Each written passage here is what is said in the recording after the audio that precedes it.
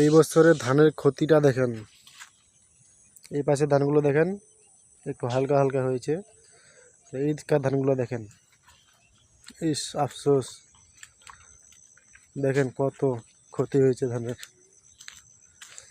মৌমাছি যেমন ঝাঁকে ঝাঁকে এসে পড়ে না, ঠিক তেমনই যে পোকাগুলো ঝাঁকে ঝাঁকে এসে পড়ে এই ধানের গাছগুলোকে সব নষ্ট করতেছে।